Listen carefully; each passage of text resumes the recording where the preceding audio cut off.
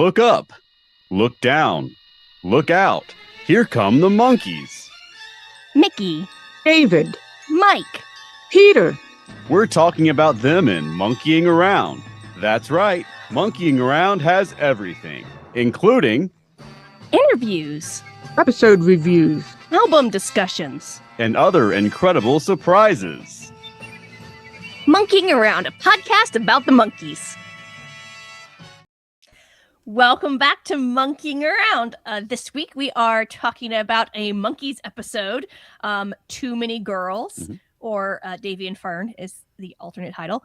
But first, Chuck, what's happening in the world of the Monkees? Well, there were some new dates announced for Mickey's tour. He had a bunch of tour dates, Including 2 dates in Atlanta. yeah, we actually got Atlanta dates. We're always complaining about whether there's Atlanta dates or not, and sometimes just if there's anything in the Southeast, Yeah. we'll travel Yeah. if need be. Yeah. But we It ain't needs to rich. be within a day. We can't travel too far, No. 8 hours max. right? Yeah. So we got tickets. Yup. Yes. Dude, where's it at, Elaine? City Winery in Atlanta. On Tuesday, June 30th, or Thursday, July Second. 2nd. think. Yeah, 2nd. And we will be at the Tuesday show. Yeah, I was about to say you said or, but it could be and. And I know, but I'm like, yeah. Do I want to spend that much money again? Yeah. I mean, Mickey. to see Mickey. Maybe a further away seat for the second night. See him from Because a you variety still, of you still angles. have a two item minimum at That's this true. Yeah. That's true. That's Yeah. true. But I mean, you get a couple drinks. You'd be doing that at most shows anyway, so it's Yeah. not. Right. Yeah. Yeah. Yeah. Usually our problem at a concert is that we don't buy anything, food or drink or merch. That doesn't count towards the minimum, but we'll probably do Yeah. that as well. Yeah, it's exciting. Yes, Be Awesome. looking forward to it. And then, from my understanding, they're still adding more dates and Mhm. locations. So that's awesome.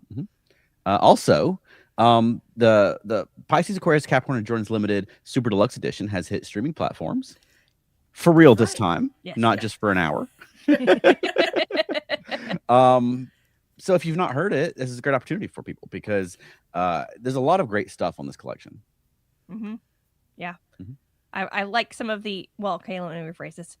It's interesting some of the alternate recordings that they have. I don't necessarily like them. Some of them I can't tell the difference. But we will be doing a episode on that, and maybe by then I'll have picked out. Oh, that's how it's different. Okay, because I don't notice those things usually, unless it's like super in your face and obvious. Yeah, sometimes I have to play them back to back for you Yes. so you can see it. I'm the same way. Sometimes I'm like going, I don't hear. the How is this difference. different? Yeah. I like when they get weird and psychedelic because they it was the psychedelic 60s, but they pulled it back quite a bit for the released Yeah. version.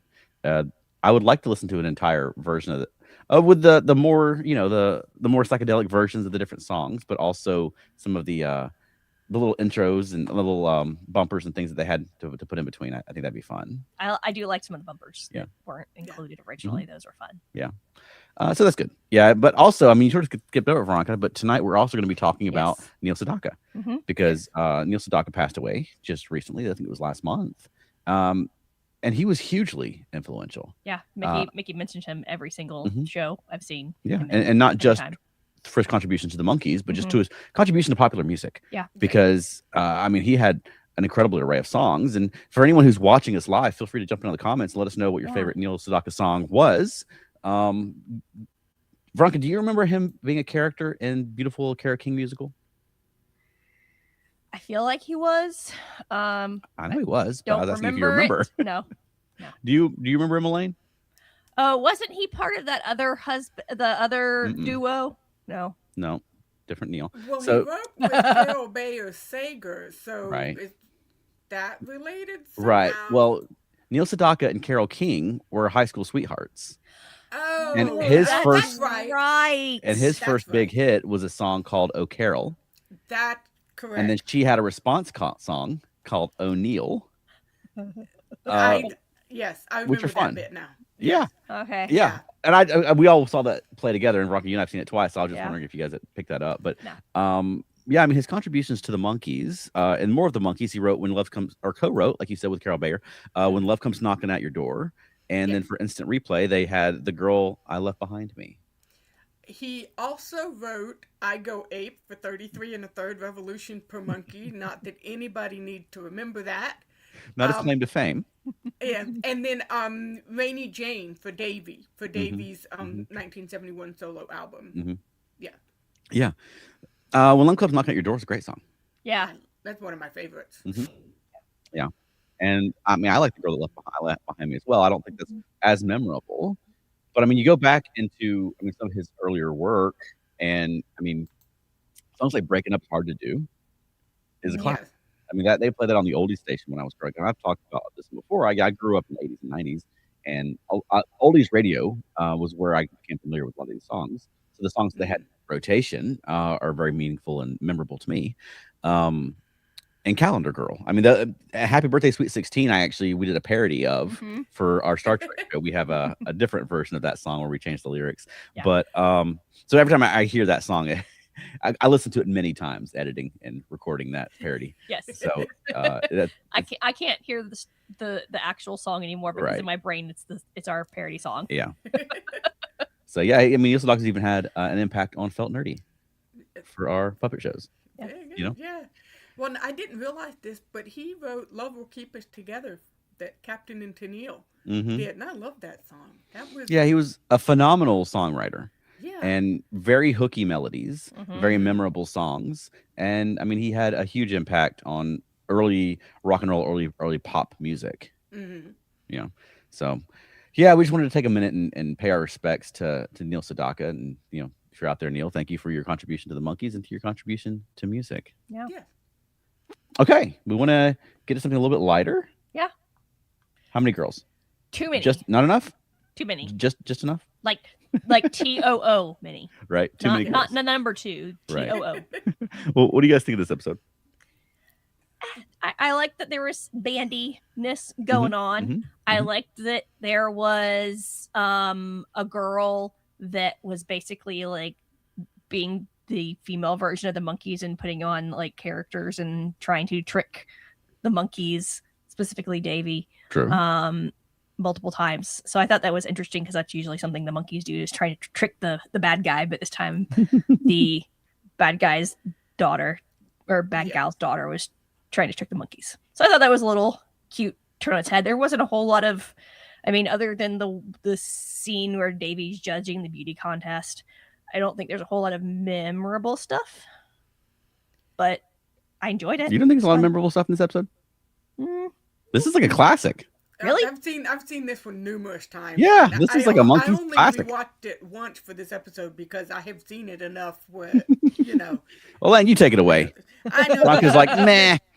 Well, but it's been a while since I've seen it, but I was actually laughing out loud with some of, like when they're trying to keep Davy away from the girls and trying all these different things, and they were breaking the fourth wall almost the entire episode. Every time Mickey had to say something, he was looking at you.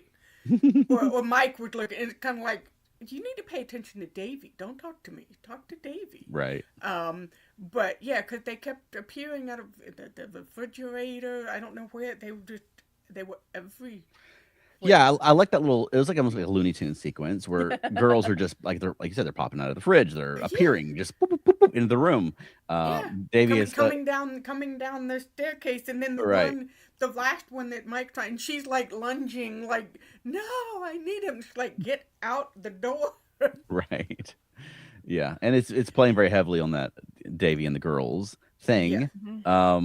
But I thought it was super fun. I like this episode a lot. I like the bit where they've got him handcuffed to the chair, and he's just making his escape with the chair, and you know, hilarity ensues. There's a guy sits in it to get his shoe shined, and they happen across another guy in the same shirt pulling a chair. It was David Price or something like that. Oh. Yeah. Who was Davy stand-in? Oh. Yeah, I have that written down. Yeah, Davy stand-in. He's been in a bunch. I mean, he's been in every episode as a stand-in, but he's also in other episodes doing stuff kind of like this, not being a stand-in, but just appearing as himself. Right. Or in I saw a picture of him in one. I can't remember what episode it is. He's got like a stocking on his face and a jungle suit on, so you can't really tell it's him. But Oh, it's okay. him. Yeah. Yeah. But Cool. Well, let's talk about the songs a little bit. Yeah, these are some great songs. Mhm. I was sad there was no romp to any of the songs. Yeah, but it wasn't really a romp. yeah, there was not a romp. is this the first Monkees episode that does not have a romp, or was there another one that we've already done? I don't remember another one that we've watched specifically for Yeah, this. I don't remember. I mean, that didn't have a romp. there's been times when they were just sort of performing the songs before, but I don't remember if there's also a romp in that episode. Yeah. But yeah, this one it was just sort of a straightforward performance. But I like that we get, I mean, really two songs, not really two Monkee songs, but two songs where it's more of like a straight performance. Like you're a theater person. What's the term for if the song is as part of the story, or if it's you know what I'm talking? Like in a musical, Yeah. sometimes the music is like in the scene, and sometimes it's like magical music. You know what I'm talking about? Don't know. There might be a word for it, but I'm There not is. familiar with it. I don't know what it is, but but it's like you're actually watching the Monkees like playing songs. Right. And I know that like with the romp, sometimes it's like they're escaping a pirate ship and you're cutting to scenes of them playing but you could presume that in the world of the show they may not necessarily be hearing that music, but Right. it's different when they're actually playing it. They're actually playing Stepping Stone and different drum. Mhm. He does a little performance of different drum before Yeah. that song was known by anyone. He's like, you guys don't want it on his Monkee song? Guess what? It's gonna be on the Monkees TV show. Yeah. Well, what did you guys think of those two songs? Well, no, I I'm enjoyed a it. believer was also in it too, according to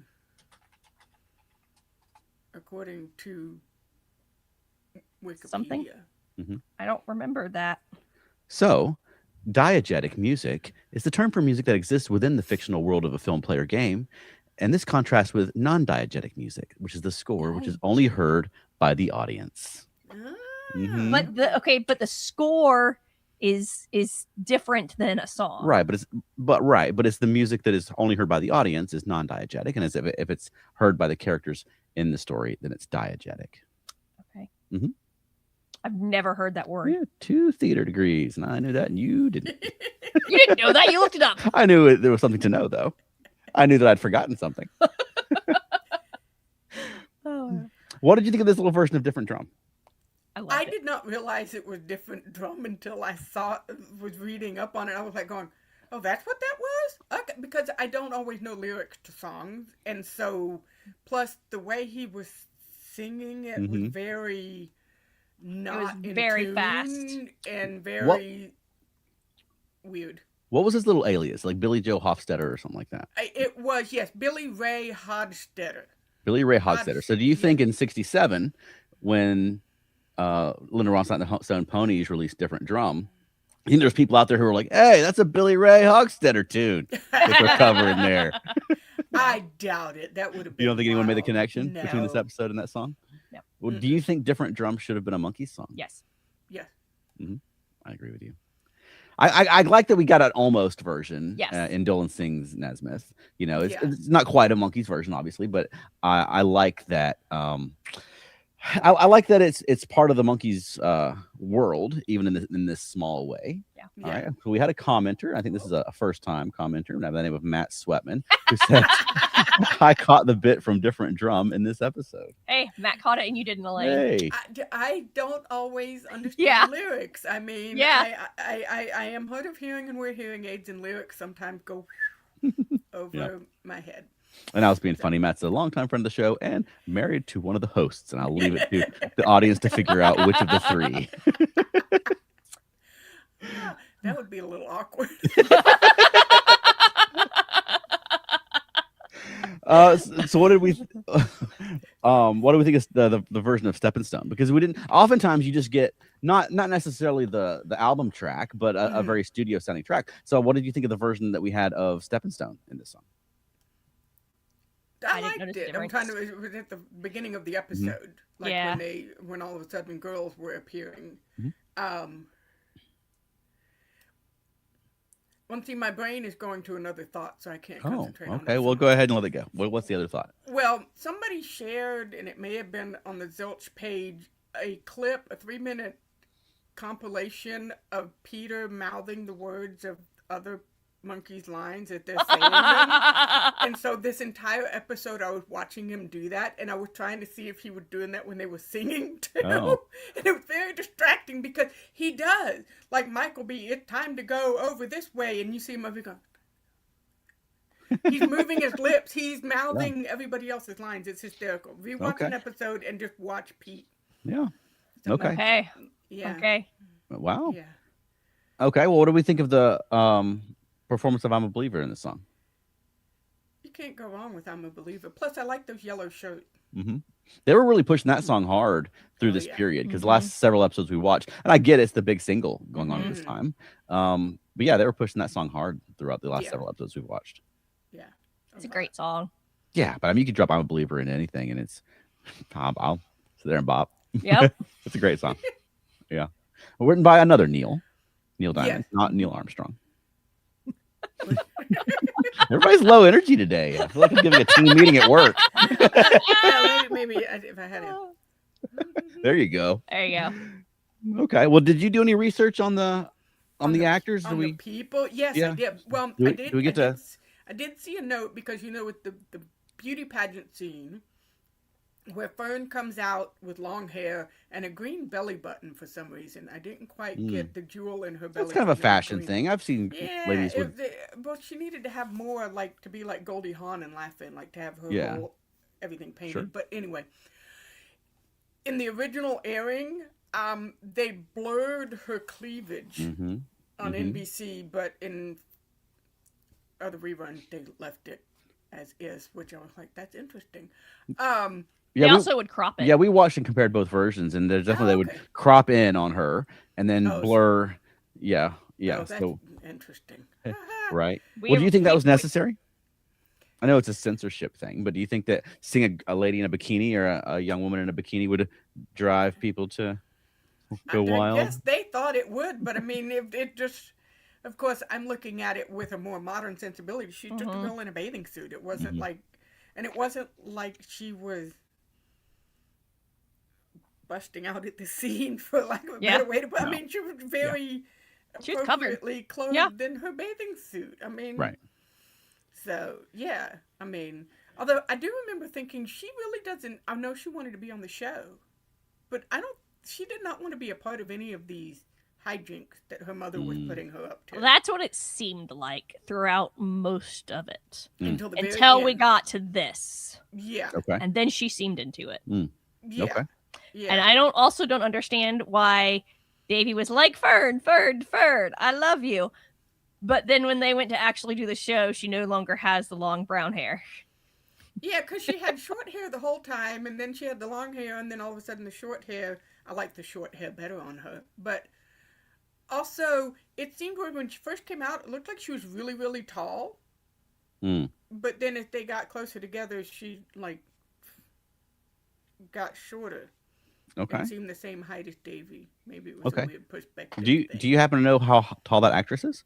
No, I do not. I know it's something they would do a lot on Get Smart. When Barbara and I'm just blanking on his Barbara Feldon and Maxwell Smart. I just blanked on his name. I know who. I can see him in my head. Yeah, I'll come back to it, but I'll remember it. With her shoe phone. But when they would do close-ups together, because she was much taller than him, that they give him an apple box or something like that to reduce. Don Adams, thank you, man. I'm going to blow a gas. Okay. He's out there yelling at the screen, probably. I know. When I listen back to this, I'll be yelling at myself. But yeah, when Barbara Feldon and Don Adams would get close together for a close-up, they would give him an apple box a lot of times to reduce the height difference, but it's more obvious in wide scenes and action scenes that she was quite a bit taller than him. So that may be something like that here, where for the framing of the camera, or sometimes just for the for the self-respect of the actor or ego of the actor, they would give him an apple box or something like that. Even though, I mean, for Davey, they often play off and make jokes about I know, his so height. That wouldn't have made sense because Davey's always, stand up. I am standing up. But I guess it's probably a little bit different though too when it's jokes amongst the guys versus he's being a leading man. But I don't know. I'm speculating here. Well, I wondered also if they had it look that way so she would look like really tall, like you could really see all of her in her bikini instead of little. Yeah, that's true. She was also wearing heels Mm. in that, so Okay. that could have easily added 3 inches, which can make a pretty big difference. Oh yeah, for sure. So, Okay. Well, what I was getting at before was, did you prepare a round of How Young Were the Old Guys? I did. Because yes. we like to contemplate our mortality. Yes. So we will go with Rita Shaw, who Okay. played Mrs. Batterley, Fern's mom. Okay. I like the old people's names. Badderly Yeah, and Batterley. and the guy The Huckster? amateur hour guy. Mr. Huckster. Really? Well, they call him Hack. Mr. Hack. There we go. Hack. Is Mr. Hack. Yeah. Yes. So Yeah, you there we got go. a bad hack. You will have seen Rita Shaw in Mary Poppins. She was one of the maids. She was in Pollyanna as one of the town members. She was also in several episodes of Bewitched, and she was on The Farmer's Daughter for an episode because I had to put that in there. She was 54 at the time of this filming this episode. Wow. And I don't She was think 9 years older than I am now. She's only 2 years older than me. I'm not that gray and white. But anyway, she was born on September 13th, 1912, and died January 8th, I can't read my writing. Hold on one second. 1982, at the age of 69. Okay. So Well, she's good. I think she was perfect for this type of a role. she was, Yeah. yeah. Then Kelly Jean Peters played Fern. She was born July 2nd, 1940. She's still around. Okay. She did a lot of like one-off, but like Route 66, That Girl, Gunsmoke, Bonanza, and all that. And she was 26 when this was filmed. So she was an older young girl compared to, I think, some of the other ones. So Yeah, most of them tend to be in their very, very early 20s. Like, I think this is the first one that's over like 23. Yeah. So, then Jeff DeBenning, who played Mr. Hack, he was born December 30th, 1918, passed away June 23rd, 2012, at the age of 93. Wow. Yes, and he was 48 when they filmed this episode. Okay. He was in Bewitched, I Dream of Jeannie, Donna Reed, and the movie How to Succeed in Business Without Really Trying, and I love that movie. I need to go back and watch it. Yes. So, and I've seen him and stuff, because I used to watch, like, Bewitched and Jeannie, and so he's one that I've seen his face pop up on Nick at Night, but yeah. And then the only other one that really had any information on her was Roxanne Albee. She was the amateur hour girl who'd walk out with the signs telling what the next one. She was born July 22nd, 1948. She was in 9 episodes of the Monkees as various background dancers and whatnot, and she was 18 when they filmed this episode. So my kid is older than her. I've got one kid older than her and one about a year and a half away from that. So yeah. They also listed Jan Freeman, who had been in 6 episodes as random dancer, Davy girlfriends, whatever. Valerie Karras, who was in 15 episodes, and then David Price, the man dragging the chair. Yeah. Who was in 57 episodes. Wow. So yeah, there was a small cast this week. Yeah, it was a very small cast. Yeah. I like when we get the old character actors, like the old Hollywood character actors. I just love when they'd go from show to show and be in movies and things like that. And I just, so the Mrs. Batterley, you said her name was? I thought she Mrs. was Batterley, fantastic and perfect for her role. Yeah, and I wish she was older than, like even more older than I am than what she is. Well, and when I saw she was in Mary Poppins, I was like, oh, duh. How did I know? Yeah, as soon as I read that, I was like, I can oh, picture her with like the white apron and the blue dress and the big white poofy and like the thing. entryway area is where I picture her. Yeah, and then because there was the other maid who was like little tiny scrawny with red hair, and they were getting their mom ready to go out and fight for suffragette rights, and yeah. I remember her. And I remember her in Pollyanna too, because Pollyanna used to be one of my favorite movies, and I watched it over and over again when I was little. Okay. Well, which hairdo did you prefer on Fern? The short one. Okay. So do you think that the long hair was like part of a ruse? Or do you think the short hair was like getting ready for the performance? Because it was, to me, it was a little bit jarring. Like, did her hair just change? But there wasn't really an in-story reason why. Maybe she was. I'm not quite sure, because I'm not quite sure how they were planning on going from beauty contestant to the amateur hour. I'm not quite sure was she supposed to be two different people? Yeah, that's what I was confused about. Like, if she was supposed to be Fern in that, then she should have been Fern and not other lady with not weird hair. Because I actually like that. Are you hair suggesting best, that she's not Fern? Well, it seemed like that she was playing a character, like she had played a character. Back like at you think she's the same house. person, but she was playing a character at the house. I thought you meant it was a different character on the show. No. With the short hair, she's Fern, but with the wig, she's portraying like she's pretending to be one of the. Yeah, just like it was the photographer and the Girl Scout and all that kind of stuff. Interesting. Yeah. But that's what I thought at first, but then they were like just moved right into, oh, this is Fern. Okay. And then you're only going to have one contestant at the beauty pageant. Okay. Yeah, of course. What did you think of the guys? I know we talked a little about Mike's already, but the guys' amateur hour routines. I really liked them a lot. Mm-hmm. Especially Mickey's, because yes, him trying to be funny was so bad that it was. Well, I don't think it was Mickey funny. Trying to be funny. It was Mickey playing a bad comedian. Right. Yeah. Yes. Right. Yeah. So I think that was the gag. That they were exactly. They were hacky, bad jokes. It was so bad it rolled back around. Right. Good. Like all of his, it's almost Andy Kaufman-ish, but all of his impressions were basically his Cagney impression. Yeah. It was like, this time I'm being this and this time I'm being this, which is funny. It's sort of like what Andy Kaufman would do, actually, like punking people later in his routine, where he would be his character, but then his Elvis was like a spot on perfect Elvis, and it was like the big finale of the routine.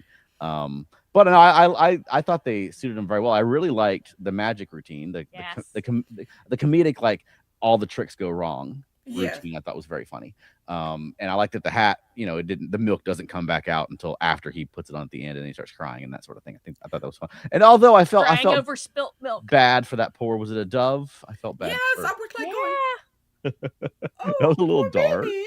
Yeah, it was. I was like, especially because Pete's sort of like, the peace, love, hippie one. I was kind of like going, you made him kill a bird. Right. So do you think that the Pete and the Monkees would deliberately kill a bird for this? No. I don't think he meant to do that at all. I don't. I think he really. So do you think that Pete thought his magic tricks were going to work? Yes. Oh. So you think he was not deliberately failing at his tricks? No, because that's who Peter is.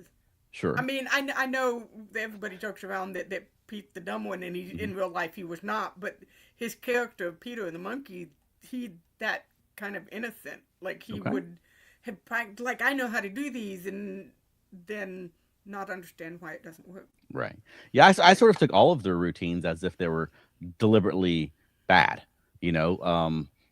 Obviously we know like Mike Nesmith or Mike and the Monkees can do a better rendition of that song than what he did on stage. We know that Mickey's funnier than what he was on stage. So I sort of took Pete's in the same spirit, that he was deliberately failing at all these routines. No, I think Pete is just naturally like that. It's like in the episode where they were getting kidnapped and he was supposed to get black tie, and he kept popping up, and it's like, no, Peter. No, Peter. Yes, Peter. Like he's trying so hard to do everything correctly, and it just doesn't work for him. So yeah. Okay. That's how I took it. Okay. But Mike was deliberately messing that up, because that takes some talent to not sing when you can sing. Yes. Especially his song. Yes. Right. And that's a song that meant something to him, and that he had been trying to get the Monkees to record.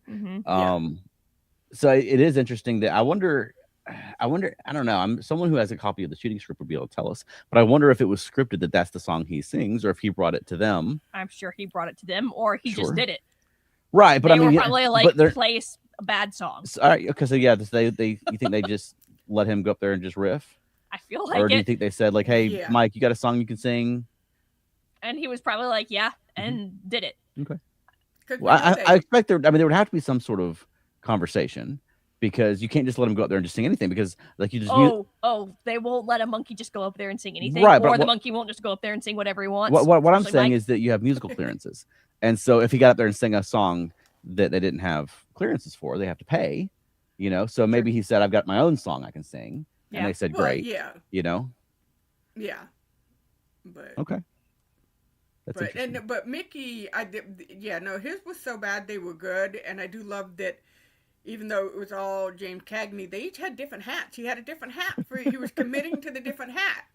Right, So you know, so Yeah. that was Then what I don't get is the call that the other three guys got that clued them in that Fern was Mrs. Batty's daughter. Mhm. She's the last act. But after they went on, the Monkees appeared because they were now the last act. Did they talk their way into being on the show when they got there? I don't know. I don't know. Do you think anyone at this amateur hour realized that their entire show is just these 5 people? No. I mean, it wasn't like there was an audience. It was just like Right. Mr. Hack, the cameraman. Who knows if the camera was even plugged in? I mean, I don't know. Okay. Because Well, supposedly the audience was voting. I don't Mhm. know how they were voting back But there was then. there was no audience. And also it was a little weird when Mrs. Batterley was talking to him like earlier in the episode. Yes, we will be like, why was Mr. Hack so insistent on having Fern with a duo? Like there was some weird stuff going on there. Yeah. A lot of the story didn't make sense, which is why I was like, meh. I know most Monkees episodes don't make sense, but even as a weird, I could just write that off as a monkey magic thing, I just was like, Yeah, I thought it was fun though. it was fun. And I It was think fun. It gave all the guys something fun to do. Yeah. And I think the guest stars were good, and obviously Fern is a memorable guest star too. Yeah. Okay. So no final thoughts about Too Many Girls? No. And I don't think I ever knew it as Davy and Fern. I know that's an alternate episode title, but Okay. I always knew it as Too Many Girls Hmm. because I don't know. And I wish this is gonna sound weird. I wish there were more girls. Like they were keeping them away from the right at the beginning, and then it just Stopped. Yeah. stopped. You know. Okay. So So what, Yeah. Elaine, Veronica already said she thinks it's kind of meh. Where do you think this one ranks, sort of amongst Monkees episodes? Is it up there with like Fairy Tale, or is it it's kind of mid. mid? There's Okay. I mean, there's so many episodes, but there are more that I like more than this one. Yeah. But I like. I'm not ever gonna say no. I don't want to watch Right. this one. You know. Right. Yeah. So for me, of the ones that I've seen, which is not nearly all of them, this is probably the lowest so far. Really? Not that I don't like it, but of the ones I've seen, I like them all more than this one. Yeah. So can not see that I dislike it, but it's just like, Yeah, because if you're thinking you've only seen the episodes we've done shows on, you've only seen 15 of like 57, 58 episodes. yeah. Yep. So yeah, I can see that. You know, yeah. But Okay, I like the first half better than the second half because it kind of loses the whole amateur hours. It's like two different shows, kind of put together. A couple of things I really did like was he's like, and now a message from our sponsor, and Mike's like, his sponsor, our sponsor. Yeah. And when they turn on the TV, and this is something I read in trivia, I didn't catch it at the time, but when they turn on the TV, I think the show's called Iron Horse is playing, and that was a show that was also made by Scream Gems, but aired at the same time in the same time slot on a different station. So of course, if the Monkees turn on the TV, that's what would be on another channel. That is so weirdly Is- meta. And Isn't that that's a pretty weird. good gag? That's Yes. good. That is good. Yeah. Nice. Now, if they could have timed it so it'd be like that part of the episode, you'd have to coordinate with the other show or something. But Yeah. I think that's awesome. The the Monkees they're on television at a certain time. They turn the television on. Guess what's on? The other show. Yeah. That is cool. No, I didn't know that. But I do like as the show goes along, they're getting more and more into this fourth wall breaking, meta humor kind of stuff. I remember when Deadpool came out, I guess like 10 years ago now, but everyone's blown away by the fourth wall breaking meta humor stuff. And like it's not new. They've been doing that on television and movies for a long time. Yeah. And the Monkees, I think, is a prime example of that. And I like that as the show goes, you can sort of see them getting more uncomfortable with that and breaking out of the standard sitcom formula as they go along. You compare this to something like The Pilot, which is much more of like a standard sitcom. Right. And you can see them sort of finding themselves and finding their voice as the show goes along and becoming more Monkees. And I like that a lot. It's something that we've talked about on our Star Trek podcast or Station Trek. Is that there's some weeks where we're sort of rating an episode and it's like, it's not great, it's not terrible, but it's like it was a good Star Trek of the week. You know, like I turned in to watch Star Trek and it was a good Star Trek, and I'm going to carry on with my life now. It didn't change my life, and I think that's this is kind of like I turned it on to see the Monkees, and I watched the Monkees, and then I went to something else. I would not turn this one off. Right, it was good. Yeah. And then viewer Matt Sweatman says, I liked it primarily for the eye candy, but he doesn't say whether it's Davey, Mike, Mickey, or Peter he's referring to. Must have been Mickey. No, I can tell you it was fun. It was fun. I don't even think it was any of the girls at the beginning. Because a couple years ago when Access TV was playing the Monkees like on a marathon, I set the DVR, and so I think I have the entire 2 seasons on my DVR, and I didn't feel like digging out the DVR, so I'm just like, I think I have this episode. Yes, there it is on the DVR. We're just gonna watch it like back forward through commercials. So yeah, awesome. Yeah, you could promote this episode as the Monkees Uncensored, unrated. Yeah. Well, before we check out today, hang on, we have a comment from Cosmic Press 1314, which says, wait, you two are on a Star Trek podcast? And yes, we are. It's called Earth Station Trek, which this viewer is a co-host with us on Earth Station Trek and also a television star here in the Atlanta area, having just appeared on Good Morning Atlanta as host of the Modern Musicology podcast. So thank you for watching and checking us out, Cosmic Press 1314. But everyone check out the Modern Musicology podcast. It's a fantastic podcast. It talks about all the music that I don't listen to because it's modern. Okay, to be fair, they do talk about stuff from the 70s and 80s as well. That's true. Yeah. But I was going to say, before we check out today, I do have a You May Also Like recommendation to make. And this is for an upcoming album, so I'll have to get more into it later. But it was just announced, I think today, that Ringo Starr, or maybe yesterday, Ringo Starr has a new album coming out. It's another collaboration with T-Bone Burnett, which is great because he just had one like a year and a half ago, not even a year and a half ago. And now they have another one coming out. So awesome. If you enjoyed the previous Ringo Starr album or albums, check out Long, Long Road. And I think it's out, April 24th. I mean, more Ringo. How can you go wrong? Hey, it's not Stellarfest weekend. Oh, okay. Do you think he's going to go on tour with this one? I don't know. He did last time. And last time he had some shows at the Ryman, which we hemmed and hawed too long about getting. But last time, too, it was like the country album. I expect this will be pretty country as well, but they made a big deal in the marketing. He had a cowboy hat on, but he did some shows at the Ryman where they did songs from this album and had some country stars there, but also did some countrified versions of some of his famous Beatles songs. Okay. We waited too long. And then you know how they do the pricing now, where if you wait too long, the tickets are $300 instead of what they would have been because it's all a freaking scam. Yeah. They also do like surge pricing kind of stuff. We're like, hey, they're going fast, so we're charging you more. Yeah. That dumb. But I'm looking forward to Long, Long Road. But also, I want to give a shout out to Bill Mooney of Lost in Space fame, who has an album coming out. And I think it's called Willpower is the name of this album. Yes. And that's going to be coming out soon too. So watch out for those. If you like the music of the 60s or artists from the 60s or personalities from the 60s, check out these two albums when they come out because we want to support these guys who are still out there making music after 60 years since the 60s have passed. Yeah. I actually have a You May Also Like for a more modern group. So a group that we really enjoy is called The Nude Party. And they just had an album come out. And they are currently touring with their new stuff, and they'll be in Atlanta this coming Monday. We're gonna go. So, and they put on a fantastic show. It's hard to find their page because of their name, but just put the word band in there. Yes, just put the word band in there. Be careful if you're on your work computer. Yep. Actually, I was familiar with this band before Veronica was. This is a quick anecdote. And we oftentimes, if we buy tickets for something, we'll put it on our shared calendar.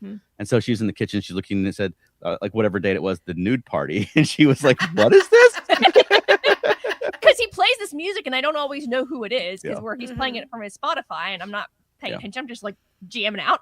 Once he started playing their songs after I asked that, I was like, oh yeah, I've heard this before. They have some really great songs. They're and a lot of band. their Right On is their new album. That's a lot of fun. The Right On was a previous album, wasn't it? Isn't it this one like Look Who's Back? Yeah, maybe that's what it is. Yeah, sorry. Yeah. All right. Well, Elaine, do you have a recommendation to make? No, I did see that the Guess Who were going on tour. The actual Guess Who. Yeah, the actual with Burton Cummings and I went blank on the other one. Randy Bachman. Yes, thank you. I'm like the more well-known name. I can't remember that. Yeah. They're going on tour, and I think they're going to have a couple one or two shows here in the Atlanta area. Awesome. That'll be good. That's something we've talked about a few times on the show. Was that previous Guess Who act, and I was a little snarky a few times about the like you never know who's even going to be in the band. Guess who? You don't know who these guys are. But yes, you're right. Burton and Randy have gotten the name back. They had some legal success there, and now they're going back out as the Guess Who, and I hopefully we'll get a chance to go see them. Yeah, hope so. Yeah, and Burton Cummings had a good album just like a year or two ago. Yeah. And I know that name from something else too, but I didn't have a chance to look him up. I'm like, that name is stuck in my head. Right.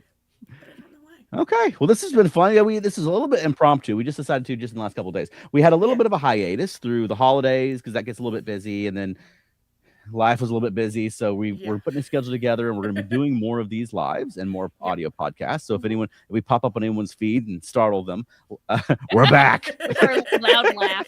Would you at least expect it? But check out our Facebook page. We'll be announcing the dates of when we'll be doing these lives, so you can join us in the comments as our friends Matt and Alan have done tonight. And you can throw your comments in there. So if you're listening and you disagree and you're yelling, "It's Don Adams," you can actually type it at me. And it's a little bit satisfying to join the live, and then you can interact with us in that capacity on the show.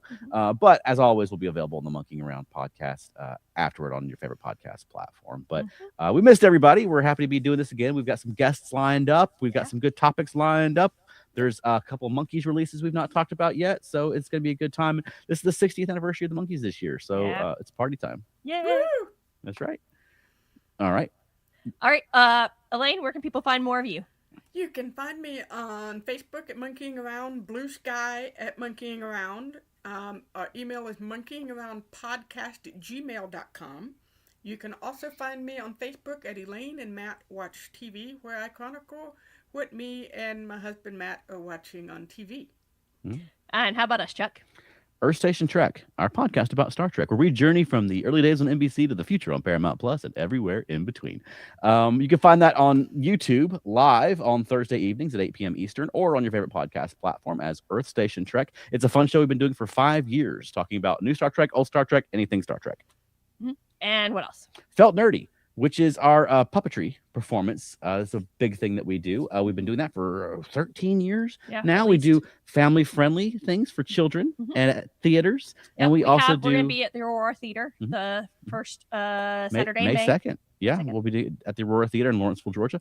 Or we do very adult, rowdy, burlesque puppet shows too. We're often invited to do burlesque shows and drag shows and things like that, and we have a great time doing that. So we've got several shows coming up for that. Yeah, we have 2 this month, and some more that we've put in to do, and maybe announcing some more. So keep an eye on Felt Nerdy and Dirty for that information. Yeah, Felt Nerdy and Dirty across social media, or Felt Nerdy across social media. So we everything else. We keep the adult and the kid stuff separate, but the adults are welcome to come to both. Or feltnerdy.com. We have recently had a victory, and our website works again. Every year when GoDaddy charges us, our website stops working. Yes, because you have to go in and republish it, but sometimes the republish does not work. I don't know why. That's the most ridiculous thing. It is frustrating. If we pay It's like, you, why do you take our website down after we pay and you? always right after we paid money. Yeah. It's very strange. But feltnerdy.com is the website there. Yep. All right. Thanks for monkeying around.